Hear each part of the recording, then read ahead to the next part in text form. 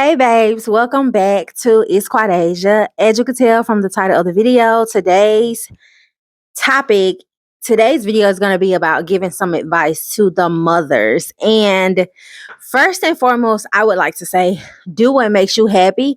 But if you don't have any kids right now, please just wait to have them, especially if you're still in your 20s. That would be my first bit of advice. But for the women that already have kids, you're pregnant, you're about to have your first child, this is for you.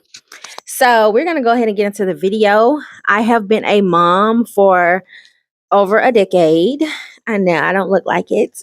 But anywho, yes, I've been a mother for over a decade. And okay, so my first bit of advice is going to be, if things didn't work out, let it go. Don't harbor any resentment. Y'all know I'm looking. I be having to watch my back out here. I already told y'all that on a previous video. But anyways, don't harbor any resentment. Don't be thinking about the potential of what could have been. If things didn't work out with you and the father, let it go. That's number one. Number two is also let go of the guilt. Let go of what could have been. And I know that kind of sounds like what I just said, but no. Let go of the guilt, because when you let go of the guilt, you can really move on in life. Say for instance, and this is like with small stuff, not even with just something major as not working out with your kids, with your dad, your child's dad. But when I say let go of the guilt, it could be something simple as going in the store and feeling guilty that you can't buy something for you and for your child. 9 times out of 10, your child gonna be okay. It's not gonna ruin their childhood. This is about to lead into my next point. Buy the thing for you, because you need to put yourself first. That's number 3. Put yourself first in every aspect. If you're trying to take a course that's going to better your mental health, and you got to choose between that course or getting your child a new outfit for when y'all go to the beach. I know when like we go somewhere special, or like for the 4th of July, Memorial Day, all that, we like to put on a new outfit. It's okay if you can't do that. You need to spend this $60 on a course that's going to help you with your mental. It might even help you make more money. You might take a sewing course or something, or a course on how to do ponytails, or a course on how to do silk presses, or a lash course. You see what I'm saying? That course is going to help you, and it's going to help your child in the long run. So don't feel bad. Your kid can wear something from the closet. It's probably going to get messed up anyway, especially out at cookouts and out at events. They're going to be wasting stuff on it, falling on the ground. It depends, especially if you have a toddler. Oh, they are the most disrespectful when it comes to new clothes. So let it go. Put yourself first and let go of the guilt. Those are the first 3 off the top that you need to do 100% this year. Put yourself first. Now, of course, if it comes to like life or death, or something that needs to be and I gotta go get some socks, because these mosquitoes are tearing me up. Hold on. When y'all see me out here in a jacket all the time, and it might be hot outside, this is why, because the mosquitoes be on my bumper. But yes, the next tip for advice for moms is figure out what you need. Like, once you get past the guilt and you start putting yourself first, and you get over what didn't work out, figure out what you need. And when I say what you need, it could be a season of rest. Like the next few weeks, the next 2-3 months, you're not doing anything. You're not trying to level up. You're not trying to go to the next level. You're just resting right now. You're in the season where you're trying to figure out what you need. Because you got to take a break and just step back and be like, okay, I done finally got over it not working out. I done finally started putting myself first. I done finally stopped feeling guilty. And I left my water in there. And now you got to be like, okay. Now you got to be like, okay, it's time for me to rest. Sit back and figure out what I need. One thing I do know is we'll be quick to go back to school. We will be quick to go back to school, or quick to try to get a new job, or more pay, better pay, which is okay, but don't always do that. sometimes you need to rest. So that school is not always the answer, especially if you got 2, 3, 4 degrees. Now, I will say, if you let yourself go and you stopped investing in yourself during that period when you were, trying to make it a big happy family, then school definitely might be the answer. Like if you know you've been putting off school because you got a family and you're trying to do this and that and life just got hectic, school probably is the answer. But in some cases, even if it is the answer, you still need to sit back for a minute, maybe skip this semester and see how you're gonna work everything with your kids, child care, who gonna keep them, your work schedule, your school schedule. So maybe you still do need to take a break. So you won't rush into things and then you end up dropping out of school. But school isn't always the answer. A new job isn't always the answer. Another career isn't always the answer. Okay. Now, I am so excited for the times that are coming this year because I really do feel like us women and us moms in particular are learning this thing and we're figuring it out. Because one thing I can say, motherhood is stressful when you don't have it figured out. And for some, it might take 3 years to figure it out. For some, it might take a year to just be like, okay, if I, that light bulb go off and be like, okay, so this how I need to be moving. I feel like people get overwhelmed with motherhood because they just haven't figured it out yet. And of course, it's going to be hard, especially if you're a single parent with no help. Even if you're not a single parent, it still does get hard. I don't want to take that away from the mothers who are not single. And this is not even advice just for single parents. It's for mothers, period, because we know the mother carries the weight of the family and the kids. So sit back and, figure out a plan. Come up with a plan. Figure out what you need. I was going to be so mad if this thing wasn't recording, but I'm glad it is.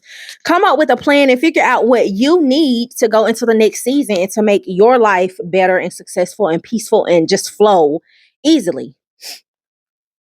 Okay, so the next thing is... Oh, and I meant to say it's not always a big move. Like how I was saying, it's not always going back to school or getting a better job. It's not always a big move either. Like you ain't got to be making boss moves every time. And that even comes down to moving to another city. Stop moving to another state. Stop moving to another city. What you relocating for? Sit down and give yourself a chance to figure out what you need with your life. Don't be uprooting yourself as soon as you get comfortable just because something come up and it inconveniences you. You're never going to learn that way. It's like you're running from the problem instead of soaking in it and figuring out how you're going to handle it so it won't be handling you. Okay, my next one is get you something solid. Get something solid. And when I say this, I mean, if you don't have that solid support system that going to pick up your kids from daycare, pick up your kids from school, or watch your kids after school while you're at work, if you need to get a solid plan, like you need to get a solid plan, get you a solid sitter. Go ahead and be putting that into the works. If you have to ask grandma or great grandma, somebody who's disabled and not working that you trust, especially if you have kids that cannot talk yet, that do not have a phone to call you, get you a solid sitter that you trust and put it in the budget if you have to, get them a couple dollars. Because of course the grandparents and the great grandparents, they'll do it for free, but just put it in your plan to get them a few dollars.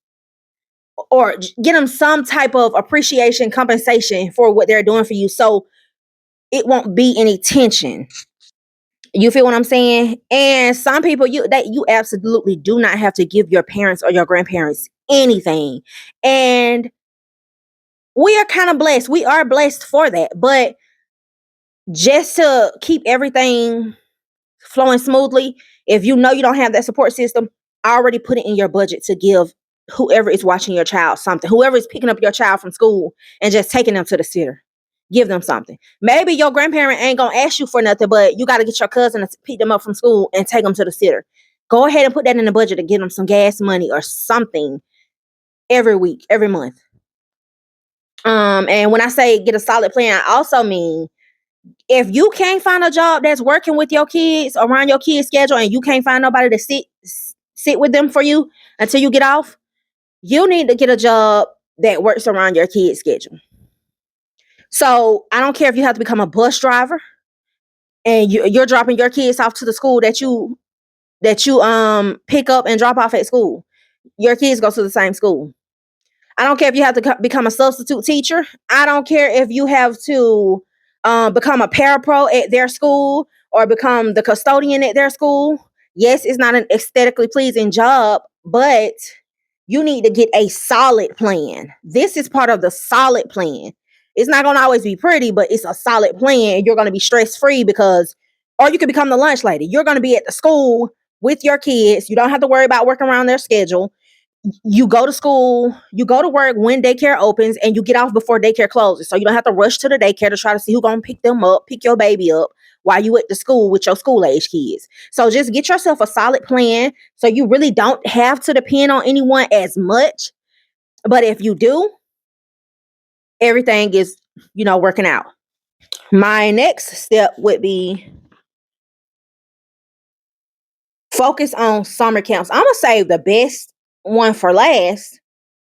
But this is for women, moms in relationships and not in relationships. I'm gonna say that one for last because you need to hear this one. But the one I'm on now is invest in summer camps, programs, whatever it is. I don't care if the summer camp is only for 3 weeks out the summer break. You need to invest in something where those kids can go around other people that's not necessarily in a school setting. It's in a more fun and activity-based environment where you can have some sort of break throughout the summer, just like you do throughout the school year. So get a summer camp. Sometimes schools have summer camps that focus on reading and math. So it'll also be helping your child get to the next level as well for the next upcoming school year. So they won't fall behind during the summer. And it'll also give you a break. It will also give you a break. You'll take your child to their school and then they'll shuttle them to a school with all the kids for that summer camp.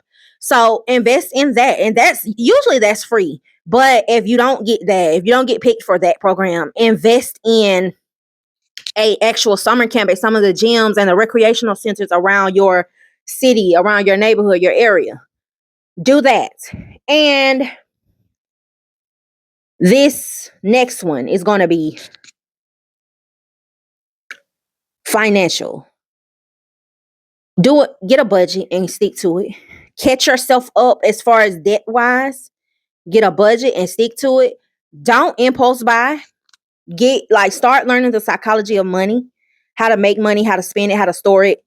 And that's one of the best things you're going to be able to do for yourself and for your kids. Your money. You need to stack your money.